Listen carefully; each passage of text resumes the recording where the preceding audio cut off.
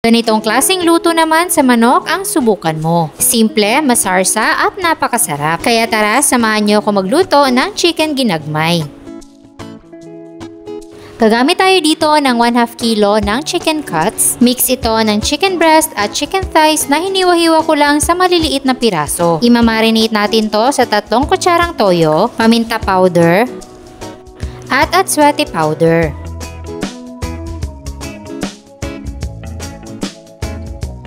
Tapos, haluin nating mabuti.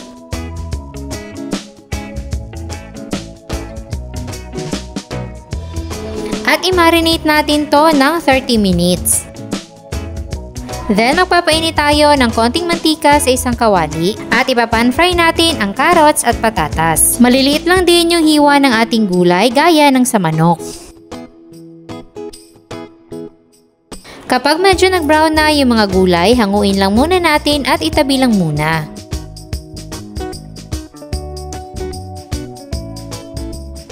Then, magigisa na tayo dyan ng sibuyas.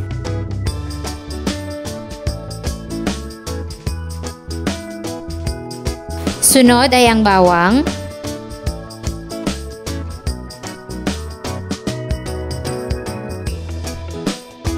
Then, ilagay na natin yung marinated na manok. At igisa natin itong mabuti.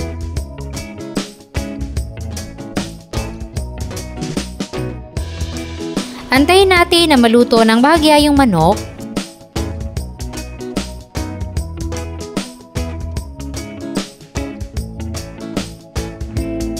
At kapag ganito na siya, ay maglalagay na tayo ng konting tubig. Pwede pa kayo magdagdag dito ng tubig, depende kung gaano kasarsa yung gusto nyo. Then, takpan lang muna natin at antayin natin kumulo hanggang sa ma-fully cook yung manok. Tsaka natin ilagay yung mga napan-fry natin na gulay.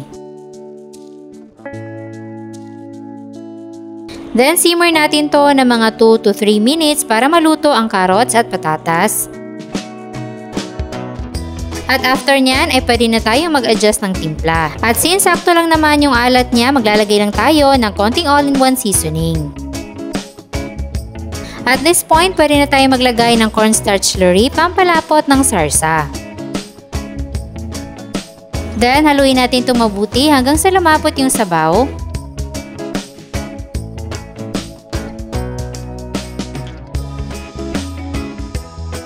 Tsaka natin ilalagay itong ating red at green bell peppers. Ito na yung pinakahuling sangkap na ilalagay natin, tapos simmer na lang natin to ng mga 2 to 3 minutes.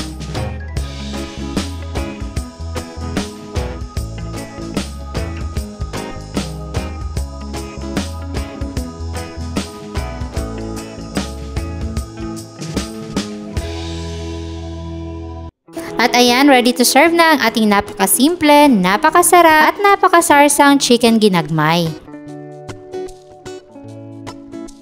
Kung hindi mo pa ito nasusubukan, itry mo na at meron tayong kompletong listahan ng mga sangkap nandyan lang sa baba. At sana'y nagustuhan nyo ang ating recipe for today. Enjoy!